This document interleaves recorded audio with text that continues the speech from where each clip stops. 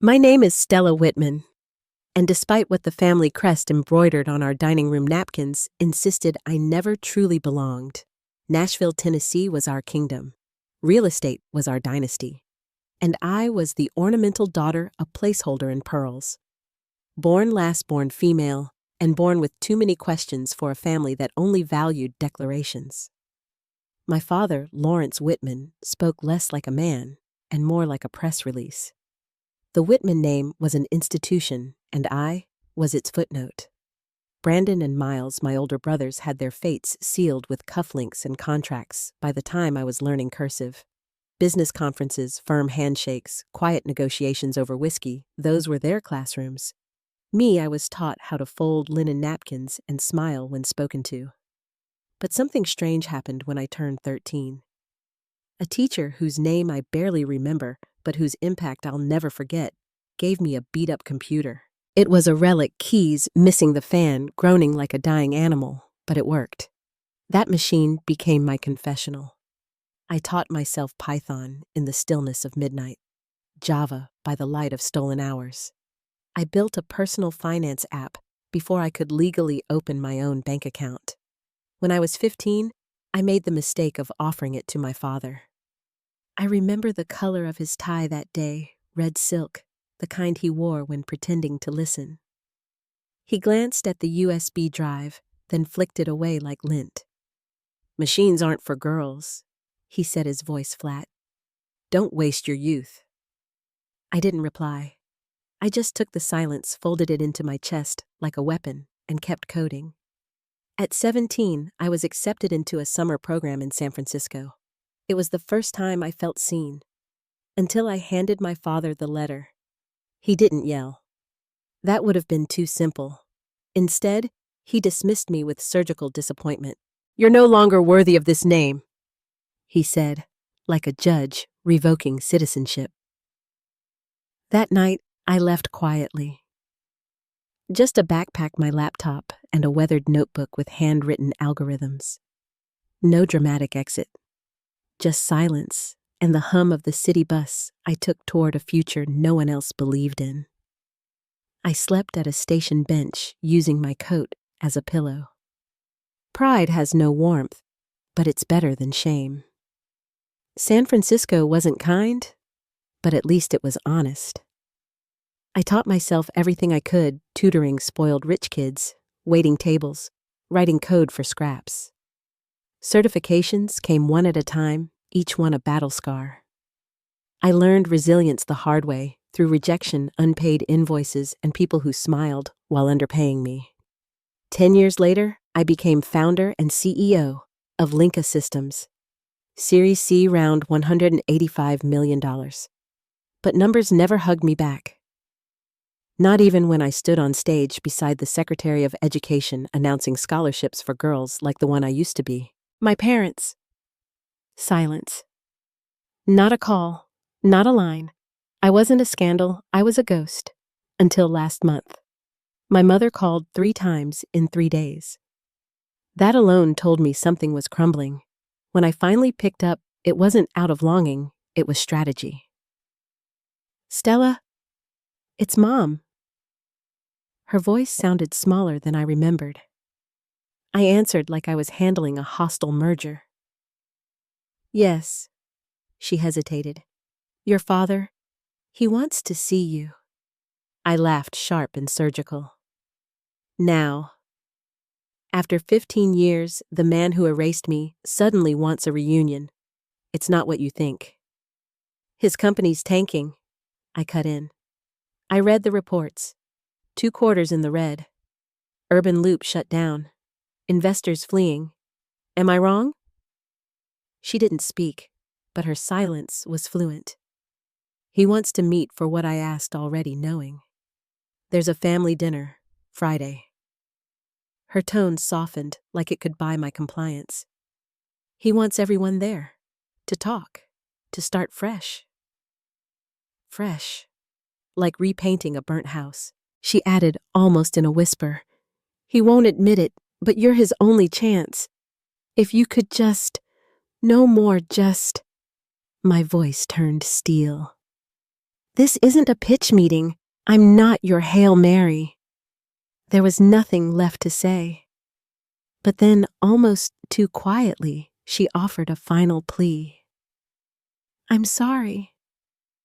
I looked up at the night sky through my penthouse window, the city below glittering like a lie. And for the first time in years, I didn't feel proud. I felt dangerous. Because now, I held the cards, and I had nothing left to lose. Surprise. I kept my face a mask cold, unreadable, a polished reflection of everything I'd become. "Send me the address. I'll think about it after the call." I said, my voice a controlled note, betraying nothing. As the call ended, I remained still for a moment, fingers tracing the smooth edge of my walnut desk beneath the glass. There, under the soft light, was a photo of my first all-female engineering team, 4 young women, their eyes alight with belief. Not one of them came from a family like mine. Their courage wasn't inherited, it was earned. A truth I could almost taste. I buzzed Elena, my senior assistant, clear my schedule for Friday night, book a private room at Mes Lucien, and contact Jasper and PR. I want a family reunion script, subtle, just enough for the media to latch onto. "Stella, are you really going?" she asked, her voice tentative. "I'm not just attending. I'm directing the entire show now," I replied, my smile as sharp as the blade I was about to plunge into their carefully crafted world. That night, in the solitude of my penthouse, I opened the old wooden box in the corner of my closet, the one thing I'd never thrown away. Inside, relics of a past, I'd never quite escaped the first scholarship letter, the photo of the computer I'd built with my own hands, a sketch of the first software I ever designed. But it was the picture of me holding up that basic circuit board next to my younger self that held me captive. Brandon, his sports trophy shining with my father's hand on his shoulder, was the star. Me, I was an afterthought, a shadow in my own life. I exhaled long and slow. This time, I thought. This time, he'll have no choice but to see me. I texted Jasper, subject daughter returns. Brilliant female CEO reunites with traditional family after 15 years apart. Behind the scenes, a story the press has never heard. A low-key setup, just enough to tempt the press, but not too much. I needed them curious, hungry for what was left unsaid. Then I drafted the email to my mother Friday evening. Not the old place. We'll meet at Maison Lucien, 8 p.m. sharp. Dad, Brandon, and Miles are all invited. I've arranged everything. Tell them to dress properly. The media notices details. Nothing about this return is accidental. This wasn't about hearing an apology. This wasn't even about reconciliation. No, I was coming back to reset the board. And now, I held every single piece. The evening arrived. Crystal lights cascaded over each glass of Dom Perignon, the glass room at Maison Lucien glowing like a sanctuary. Booked 3 days in advance, fully soundproofed with security strict enough to make a small army nervous. I arrived 10 minutes early. My dress, a deep navy silk, the clean lines and high neckline deliberate. It was modest, yet commanding, a reflection of who I had become. My family had never seen me like this. Tonight, they wouldn't forget it. As I expected, my father arrived first, Lawrence Whitman punctual to a fault, even when his empire was crumbling. His suit was tailored to perfection, his polished leather shoes clicking in rhythmic precision. "Stella." The word fell from his lips like a distant echo. "Mr. Lawrence, I didn't offer my hand." He paused awkwardly, then sat down without protest. Next came my mother, quietly avoiding my gaze as if her life depended on it. The silver streaks in her hair did little to erase the image of the woman she'd always been clinging to. the role of the dutiful wife, the one who stood behind the successful man. I had no interest in shattering that image. She could dismantle it herself. Brandon and Miles arrived last, 3 minutes late, as always, carrying that air of self-importance. Their suits expensive, but slightly off. Brandon's was too tight, Miles's shoes worn down. They glanced around, and I couldn't hide the smirk that tugged at the corners of my lips. There I was, at the head of the table. "Please sit." I said, my voice too calm to be anything but a command. Once they were settled, I raised my hand and the server stepped in, pouring champagne with a practiced elegance. I tapped my glass lightly, and the sound of the crystal resonated through the room. "Family reunions," I began, my voice calm, but caring, though I doubt any of you expected one under these circumstances. My father growled, his voice low with contempt. "What kind of family talk do you think this is?" I didn't answer. Instead, I reached into my purse, pulled out my iPad, and swiped across the screen. Charts, data, negative cash flow, lawsuits pending, suspicious pension fund activity. I slid the iPad across the table. "This," I said quietly, "is the real reason we're here. And I know it better than any of you." Brandon frowned, the edges of his arrogance cracking. "Who gave you the right? I don't need permission to investigate things that affect my family's name?" I replied, my gaze never leaving my father's eyes. "Did you know your company's stock is about to be delisted? The board has already scheduled a quiet vote to remove you, and I know exactly who they're nominating." His grip tightened on the armrest. My mother, pale as death, covered her mouth in shock. "I'm not here to reclaim the Whitman name," I said softly, but with enough finality to leave no room for doubt. "But I can save it. On my terms." Miles, always the loudest, couldn't keep quiet. "Stella, you're acting like this all revolves around you." I turned to him, smiling, but not with warmth. There was nothing soft in my expression. "It does revolve around me. And if any of you want to survive this transition, you'll each play the role I assign." The game had changed, and I was in control now. I pulled out the packet of printed documents, the thick papers heavy with purpose. Responsibility assignments, one for each of them.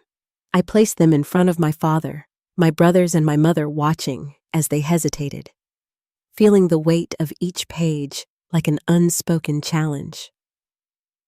"In 1 month," I began, my voice steady, deliberate. "I'm hosting a gala, Women Forward Advancing Women in Tech. Every major media outlet will be there. And the Whitman family, you will be front and center." My father's voice dropped. I could see the anger flicker behind his eyes, but it was tempered with fear, a fear he hadn't known since his empire had been unshakable. "You'll deliver the opening speech," I said without hesitation. "You'll talk about realizing the brilliance of your daughter and your journey from tradition to transformation. I've already hired a speechwriter. You just need to rehearse." The words landed like a bomb in the stillness of the room. "I'm not doing that," he replied sharply, voice thick with defiance. I didn't flinch. "Refuse, and next week the shareholders will receive a full report on 3 of your financial violations tied to the Urban Loop project. I have copies of all 3. I turned to Brandon. "You'll announce a STEM initiative for girls under the name Whitman Tech Future. I've already secured co-sponsorship from the Hightower Foundation." "Decline." I added, my tone dismissive as I met his eyes watching as his face flushed red, but he said nothing. "And Mom," I turned to her, my gaze direct, unyielding. "You'll be the face of a scholarship program for young women of color pursuing programming. It will be named the Eleanor Fund because I still want your name attached to something good." She didn't argue. Instead, her face crumpled, tears welling in her eyes, but she didn't look away. She knew, as I did, that this was no negotiation. It was an ultimatum. I stood the weight of the moment pressing down on me like an invisible hand. "Tonight isn't an offer," I said, my voice calm and clear. "It's an ultimatum. If you agree, I'll help you survive the coming shift. If you refuse, check the headlines." I picked up my clutch, ready to leave, but then I turned back to face them, my smile cold and beautiful. "And when the cameras turn your way, smile. Because starting now, you'll be playing the role of a progressive, inclusive family. Or I will choose to play the role of the one who ends it all." 3 days later, I received an email from our internal PR team. Brandon Whitman is scheduled to appear on the Inside Legacy talk show to discuss the STEM initiative for girls which he will represent. I frowned, an unsettling sense creeping up my spine. Brandon had never been comfortable in front of cameras, much less apologizing in public. I clicked the video link, watching the studio unfold on screen.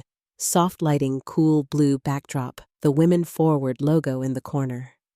Brandon sat upright, hands neatly folded on his lap. He looked like he was holding his breath, and I could feel the tension through the screen. The host's voice broke the silence. "Is there anything you'd like to share with the public, especially with your sister?" Brandon paused, a long, drawn-out moment before he spoke. Then his voice cracked. "I used to think women didn't belong in tech. That's what my father taught me.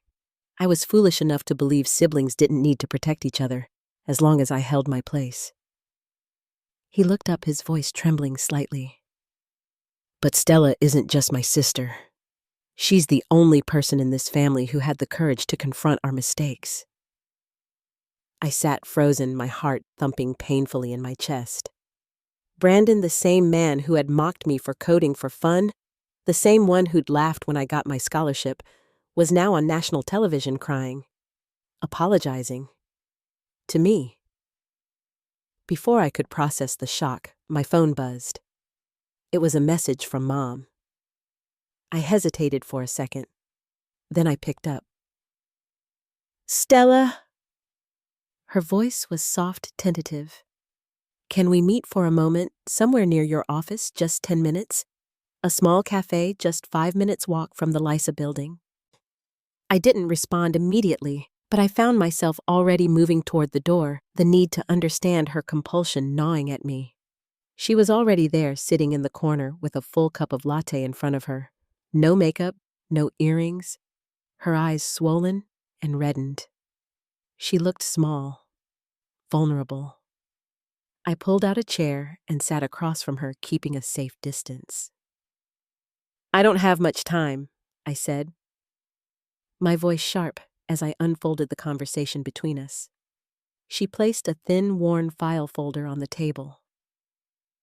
"These are things I've kept for more than a decade," she said, her voice trembling. I hesitated before opening it, the weight of it settling heavily in my chest. Inside were printouts from tech blogs, photos of me at early conferences, articles from the year I won the Women in Innovation Award event, invitations. Even a French write-up about the AI version I developed in Europe. Some of the pages were folded, others smudged as if touched by water, as if my mother had carried them like a secret unable to let go. "I never knew how to talk to you," she said, looking down at the folder in front of her. "After you left, every time your name appeared in the news, I'd cut it out, print it, and save it here." She met my eyes, her voice breaking. "Every time your father would growl that she no longer exists to this family, I'd quietly open this file and read every word." I didn't know how to respond. The tears I had never shed for the girl I used to be, who once thought that love could fix everything, started to form. But I held them back. I couldn't afford weakness. Not now. Now was my time, and I was ready to own it. I stayed silent, but the tightness in my chest was almost unbearable. "If you'll let me," Her voice, fragile but unwavering, filled the room with an honesty that felt like a jolt. I want to do this for real. Not for show, not for your father, but because I know I turned my back on the one child who had the courage to live with truth. I met her eyes that after all these years no longer turned away. They weren't just looking at me. They were seeing me. Finally. You've never needed me. I said the word sharp but honest. And that's exactly why you have every reason to question this. She nodded, her expression softening. I know, but you're not that 17-year-old girl anymore, and I'm not the woman who nodded every time your father said, "She's wrong." What exactly do you want to do? I asked, almost afraid to hear the answer. She pulled out another sheet of paper, another step, another test. It's an application form, she said. To become an executive advisor for the Eleanor Fund. I want to manage the scholarship myself. To meet the girls, hear their stories, and use my voice to support them as they enter a world you once had to break into alone. I looked down at the application, a slip of paper that felt heavier than it should. If you mess this up, the public will expose everything within 24 hours. I paused, letting the weight of my warning hang in the air. Are you ready for that? Her eyes didn't flinch. I'm no longer afraid of judgment, she replied, her voice steady. I'm only afraid of not doing the right thing before it's too late. I didn't hug her. I didn't cry. But something shifted inside me, a feeling I hadn't expected. For the first time, I felt like I wasn't the only one fighting on this battlefield anymore.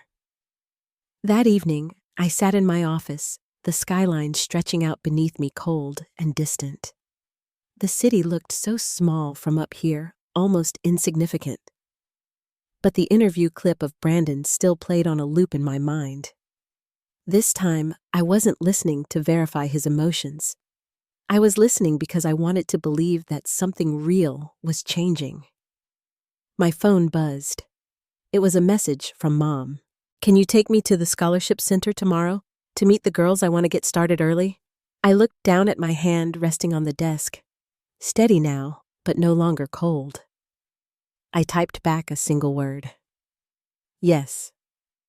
The Women Forward Gala kicked off at 8:00 p.m. at the Metropolitan Grand Hall in the heart of Manhattan. The lights were brighter than anything I'd seen before. Investors, media moguls, education, leaders, everyone who mattered in the world of tech filled the hall, but my eyes kept scanning for one thing: the faces of the girls, the first cohort of the Eleanor Fund. Backstage, I stood behind the velvet curtain, watching the sea of faces filling up the seats. My gown, sleek and simple, shimmered in the light. Black off-shoulder with metallic threads woven through it, no jewelry needed. My name gleamed on its own. Your family's here, Elena whispered beside me. And Mr. Lawrence? He looks a little out of place. I wasn't surprised. My father had never stood in front of a crowd to apologize. But tonight, he had agreed, not because I forced him though. Part of me wanted to believe that, but because he'd started to understand. I stepped onto the stage to applause. The giant LED screen behind me flashed the words, "Women who lead the future." The microphone felt heavy in my hand, but my voice was steady. 15 years ago, I was told that technology wasn't for girls, that women should step aside and support men in chasing success. But today, I'd like to rewrite that script. I turned to the screen. It shifted to a slideshow of 20 outstanding female students, each one a story, a dream. Their faces shone with something I hadn't seen in years: hope. And it was real. These are pioneers. Each of them will receive a full scholarship from the Eleanor Fund to study, research, and create without limitation. The applause broke out across the hall, and I caught a glimpse of my mother standing, eyes glistening with something more than pride. Brandon, now Chief Operating Officer, whispered something to a familiar investor. The stage felt small compared to the vastness of what we were building, but I knew it was just the beginning. I took a deep breath and looked towards my father. And now we continue. "There's someone else who wants to share a few words," I said, inviting him to the stage. He walked slowly but with an odd steadiness, his silver hair glinting under the lights, like a reflection of all the years spent in rigid tradition. When he took the mic, the room fell silent. His voice cracked, but he didn't back down. "I'm Lawrence Whitman, and I was wrong." A ripple moved through the crowd, and my heart caught in my throat. He continued, "I long believed that success came in only one shape. I was wrong not to recognize that my daughter Stella saw the future long before the rest of us did." He looked at me, then turned to the audience. "I'm voluntarily stepping down as chairman of Whitman Holdings, transferring full leadership to Stella, not because she's my daughter, but because she's the most capable person for the job." The applause surged like a wave, and for the first time, I felt like I had finally earned my place. Behind us, the screen lit up with a collage images from my early startup days, alongside the faces of young women now studying engineering across the U.S. After his speech, my mother joined the stage with two of the first Eleanor Fund students. She introduced a new mentorship program and immersive tech internships, her voice stronger now, finally authentic. I stood there beside her, watching the future unfold. My future. Our future. And for the first time in my life, I wasn't just a daughter. I was the architect of change. She didn't read from notes. Every word she spoke was raw from the heart, each one ringing clear and true. I watched Brandon, his hand firmly shaking, with a Japanese sponsor, the same Brandon who once called STEM child's play. Now he was exchanging contacts with a group of student founders working on a public health app. He had begun backing social projects through his new initiative, Whitman for Impact.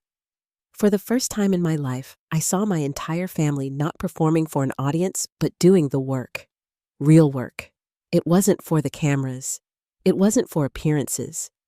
It was for something that could never be undone. The next morning, I sat in my office, still wearing the white shirt from the night before, eyes sleepless, but strangely at peace. The video of my father's speech had surpassed 10 million views. The headline in the Wall Street Journal read, "From Control to Change, the Whitman Family and a Transformation that Redefined Women in Tech." Elena walked in holding a cup of coffee, her eyes scanning the room before meeting mine. "How do you feel?" "For the first time in my life," I said, my voice steady. "I don't feel like I need to prove anything to my family. And the media's calling it a historic transfer of legacy." I smiled, but there was no bitterness, only quiet satisfaction. "I don't need legacy," I added. "I just want to build a world where no girl is ever told she doesn't belong again." I glanced down at my desk as a new email popped up the sender reading, UN Women Tech Division. The subject line, "Invitation for Stella Whitman to serve as a global advisor for women in tech programs." I leaned back in my chair. This was a moment I'd dreamt of, but it wasn't the recognition that made it special. It was the peace that came from knowing this wasn't just my success. It was the success of every girl who'd been told they didn't belong. Just then, a message from Mom appeared on my screen. "Tomorrow morning. I'm meeting with the new scholarship students. Can you drop by? I'd love for you to share your journey." I typed back a single word. "Absolutely." 3 weeks after the gala, I was invited to speak at the International Tech Conference Tech First 2030 in Berlin. The theme, Transformative Leadership, When Women Redefine Power. I declined the traditional keynote format and instead invited Sophie Tran, one of the Eleanor Fund scholars, to share the stage with me. Sophie was only 19, but she had already made waves in the coding community by building an AI platform that detects gender bias in digital language from workplace emails to product ads. I call it Verity Protocol, she said, her voice confident and clear. But my friends, they call it Stella. The room chuckled softly, and I couldn't help but smile. Sophie demonstrated the software interface on screen, highlighting phrases like professional and like a man in red with neutral inclusive alternatives suggested in green. It's not that we're weak and need protection, she explained. It's that unconscious bias has been treated as normal for far too long. It's time to reprogram the language of tech itself. The applause lasted nearly 2 full minutes. I stood beside her, my heart swelling with pride. This was the future that I'd fought for, and Sophie was leading it now. 2 days later, 3 major U.S. tech corporations sent official confirmations they would integrate Stella Check into all internal communication systems. A week after that, Samsung AI Lab proposed a partnership to develop a multilingual international version.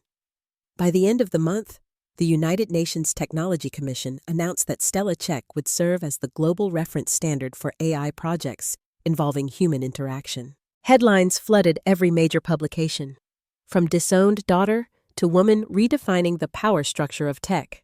Verity Protocol ushers in a new era of equitable code. I read the headlines from the top floor of Linka, but for the first time, I didn't feel the rush or the tears that used to come with such victories. I understood now. This was no longer just my story. It had become something greater, something that didn't belong to me at all. That Friday afternoon, I visited the lab at Linka's headquarters. The room buzzed with energy. New Eleanor Fund recipients testing the beta version of Stella Check together. Sophie waved me over, smiling brightly. I want to show you the social media test run, she said, excitement in her eyes. I'll never sleep again if we get this right. I sat beside her, my breath catching as I looked at the screen.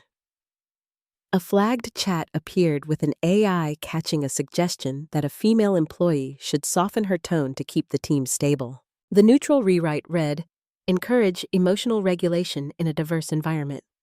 I think version 2 can help startups reshape company culture from the ground up," Sophie said, her voice full of conviction. I looked at her, remembering myself at 17, laptop in hand, full of dreams, but shut out behind closed doors. If I'd had a tool like this back then, I thought maybe I wouldn't have had to leave home that snowy night. Sophie smiled. If you hadn't left, I and thousands of others wouldn't be here. The next morning, I received an invitation from the Davos Forum. Delighted to have you as a guest of honor, Stella Whitman. Topic: Restructuring Gender Leadership in the Digital Age. I sat back, feeling the weight of it all, but for the first time, I wasn't overwhelmed. I was ready. Ready to lead. Ready to shape a world where no girl would ever again have to fight for a seat at the table. Because now, we were building that table. At the same time, my mother sent me a photo from a classroom in Detroit. She had just hosted a workshop on women's rights and basic coding with a group of 9th grade students. She stood at the center, her hair loose, no makeup, eyes radiant with something I hadn't seen in years, genuine purpose. Brandon was in Singapore working with Sophie's team to implement Stella Check at our new branch. Miles had just updated me he was leading a new program funding coding tuition for formerly incarcerated women. I couldn't help but laugh to myself, not because their transformation wasn't real, but because I realized something: I wasn't alone in this revolution anymore. I stood backstage at the Global Women Forward 2040 gala held for the first time at Seattle's iconic Dome venue. Once a symbol of exclusion in tech, now reborn to honor those who were once pushed aside. Over 2,000 guests sat in person, and millions more watched online, but it wasn't the crowd that mattered. It was the women out there, the ones who had chosen to stand up, fight, and create. My mother sat between 2 students from Nigeria and Argentina. Brandon was guiding scholarship mentors into small groups. Miles had just arrived with a volunteer team from Detroit introducing a nap to help women re-enter society after prison. My family, the same one that once shut me out, was now opening doors. Not in name, but in action. Soft music played, signaling it was my turn. I stepped onto the center of the stage, the white light gently washing over me, the eyes of the world trained on me. I was the one who had once been invisible, and now I had the world's attention. Hundreds of eyes turned toward me, but I wasn't nervous. I smiled and took the mic. Not long ago. I began my voice strong, but tempered with the weight of what I'd been through. I thought I only had two choices, revenge or forgetting. I paused, letting the silence settle like a weight in the room. But it turns out there's a third path, I continued, one where we don't let the past weigh us down, but instead use it as a foundation for the future. Behind me, the giant screen displayed images of female students from over 30 countries learning coding, managing teaching, and inspiring. I was once called the lost daughter, cast out of the very house I grew up in, and for years I carried a kind of anger I couldn't name. But if I had used that anger to destroy, I said, my voice gaining strength, I would have only repeated the same cycle I once suffered through. I looked toward my mother. She was wiping away tears, but smiling with quiet pride.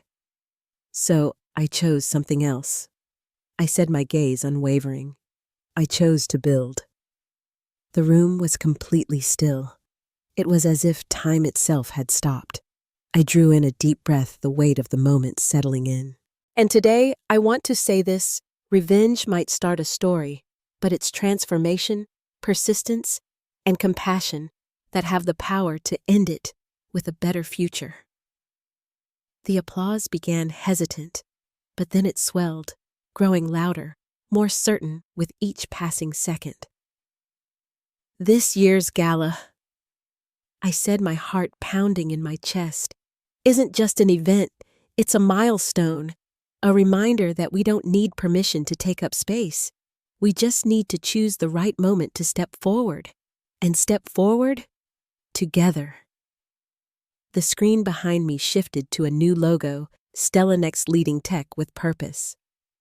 My team and I said, extending my hand toward the audience, will personally mentor 100 young women each year from all over the world to become the next generation of tech leaders. Not just skilled in software, but also in empathy. Not just programmers, but community designers. And then I wasn't alone anymore. My mother walked onto the stage hand in hand with Sophie and 2 scholarship students from Chile and Morocco. Brandon and Miles followed. For the first time, my entire family stood beside me, not for show, but because they had chosen to stay, to change, and to build with me. Together, we raised our hands to greet the crowd. The lights dimmed gently, and the entire room rose in applause. There were no more victims in this story, only people choosing to build a new future. That night, I lay in my small office on the 21st floor of Linka. It wasn't as luxurious as the penthouse I once used, but I liked it more because it was quiet and it had a view of the night sky. On the desk was a letter I'd written to myself at 17. I had once planned to send it as a declaration of war. Now I simply turned it over, picked up a pen, and wrote, "We didn't get revenge. We led the way. We didn't repeat the pain. We redefined the legacy. And most importantly, we made sure no girl ever has to stand alone again." I folded the letter and placed it in the drawer next to a fresh stack of blank paper. Tomorrow, I would begin writing a new chapter, not one of pain, but of spreading hope. Because instead of using the past to change the future, I'd learned to use it to clear the path forward. Stella Whitman's story isn't just about overcoming rejection and injustice. It's a powerful reminder that big change often begins with small acts of courage from a girl cast out of her home for loving technology. Stella became a global symbol of transformation and purpose-driven leadership in the real world. Those who've been pushed to the margins can absolutely become the ones who reshape the system if they're willing to rise to learn and to choose to build instead of break. What do you think about Stella's journey and the transformation of her family? Drop your thoughts in the comments below, and don't forget to follow the channel for more inspiring stories about life, family, and the quiet revolutions happening all around us.